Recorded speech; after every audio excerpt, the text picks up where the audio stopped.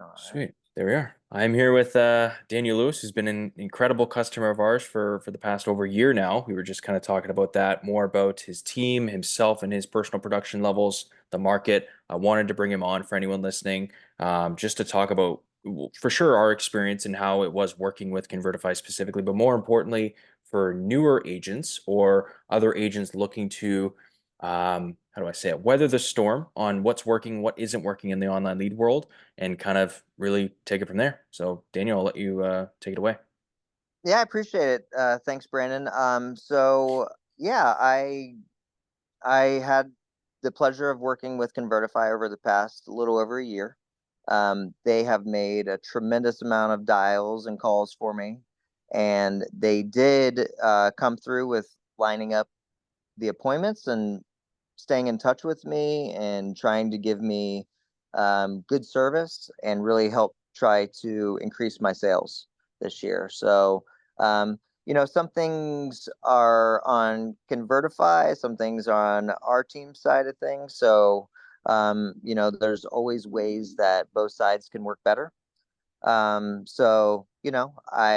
we were able to get a few closings done in that amount of time. Obviously, it takes some time to ramp everything up. They were able to use my Commissions Inc. System that I'm a part of and be able to take the leads out of there and to call on them. And what was great is that if you're a newer agent and you just do not have the time or you're so busy to call leads, at least someone's calling the leads. Because if no one's calling the leads, you're not closing that deal and you've just wasted that opportunity. So if you do need someone to call your leads and you just do not have the time to do it, I do recommend, Convertify out there because definitely something is better than nothing.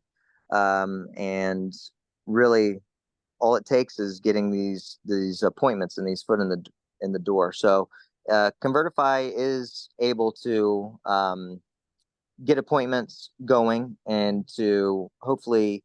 I think if I would have had just a little bit better luck on a couple deals, we would have had some really amazing numbers. Yeah. So, but yeah, I think you really want to work as a newer agent. You want to also be calling in conjunction. You don't want to just to put all your eggs in the basket of having a company like Convertify or an ISA call. I think you want to be doing it in conjunction, and you want to make sure that y'all are working, closely together to use like the best practices, on each side. So Yeah, I like the point for anyone listening. We're filming this towards the end of 2024. So for any real estate agent, whether you're new or old, you know the market's not where it was even a year ago when Daniel and I started working together in 2023, and even before then, obviously.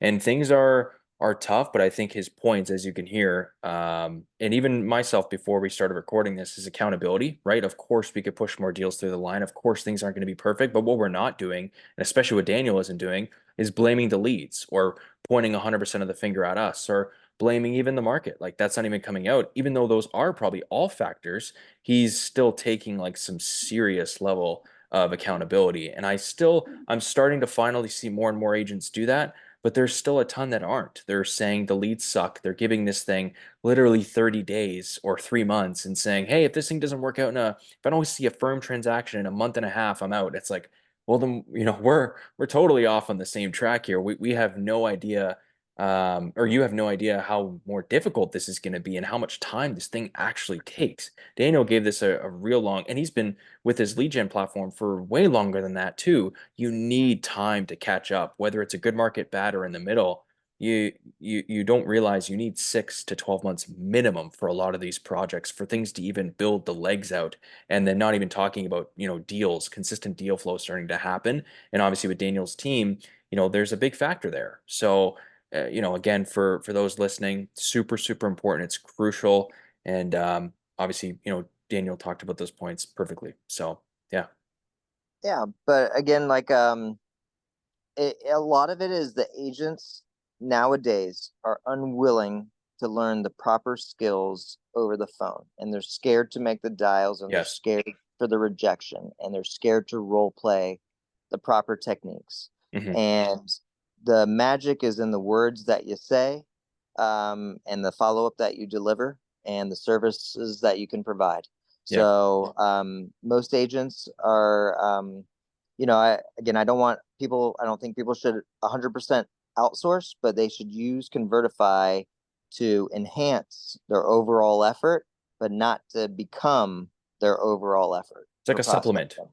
It is. That's It's a supplement. That's the way it should be treated. yeah. And but when it comes down, when so many leads come in and all the follow up that should be required, there's not enough hours in the day.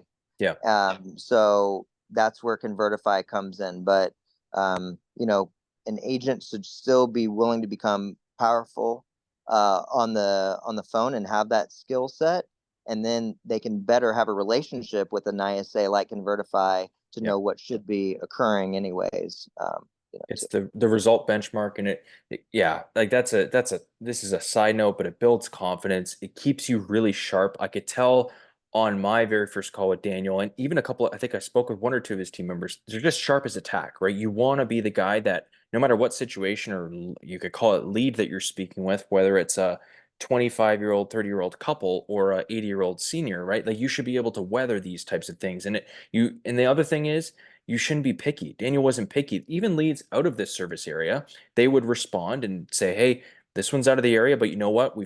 Don't even worry about it. We've got the entire referral set up. It's hours away. We're going to get collect our fee. We'll take it from here. Versus, other people, I'm seeing a lot of pickiness in terms of like, I only work this zip code. I don't even work with buyers anymore. Only sellers and listings, and it has to be above a certain price point. And it's like you're taking away too many factors here. There's not enough grounds to work on, and you're stripping us away from what we're trying to do as good callers, like you said, and use us as that supplement. So, Yeah, and if the market were so abundant where the agent could really totally decide different. that to turn down a lot of business, but really Sure. most agents in this market and where we're probably going over the next couple of months should not be turning down opportunities. And you never know that first time buyer. I've taken first time home buyers over my career and Exactly. sold them $1 million homes. And each of those, they might know a friend immediately that wants to buy $1 million home. So you just treat everybody like they're $1 million customer, and now's not the time to be quite as picky on things. Yeah. And you gotta see what the opportunity is first before you get too picky. If you look into the opportunity, it doesn't work out, that's fine, but at least you gotta investigate it a little bit more Exactly. at Like this current juncture where we are in the market. I was going to say that before this, is the final point that I'll bring up about just ad spend in general. We're not we're transparent, but we're not going to blow the top off what numbers exact. But people are spending thousands of dollars a month to keep a system like us and their ad spend and their platforms going. We want to get the ROAS, the return on ad spend, as furthest spread as possible. So if Daniel puts $1 in, we want to get that 8, 9, 10, $15 out eventually. And how do we do that? By ascending your list and ascending your customers. And like he said, obviously, if someone's cussing you out or telling you to screw off and never call them again, okay, take that. But there's other people that you can't take it at face value. If they're saying 6, 12, 18 months out, but we want to continue following up, that's a perfect nurture. That's a great warm conversation. We keep them on the email auto drips. They get the monthly touch points from us, and even your team members reaching out. That's a amazing. And eventually that return on ad spend will transpire, but maybe that'll take 12 to 18 months, but it doesn't matter. We paid for the lead 12 months ago. It's not like we're being charged every single month for that. It now finally closed, and wow, that's a 10K commission. And like he said, even I wouldn't say renters, but first time home buyers, they know someone or they ascend into a larger home. Oh, and you get to list their current place. It's like it's all these things that people just, I think it's the short-term mindness, right? Where they're just not giving enough of their own time, and it's disrespectful to themselves. It's disrespectful to those around them and their pipeline. You just have to be careful. That's all. Yeah. I just you just think about the money that you can make off of it. Yeah, And you got to make that money right now because you don't know what's going to be around the corner. So exactly. go make that money and yeah, use Convertify to get those appointments lined up because that's what it's all about. Exactly, man. Thank you, Daniel. I appreciate it. To anyone listening, thank you for taking the time, and we'll talk to you soon. Okay, thanks, Brandon.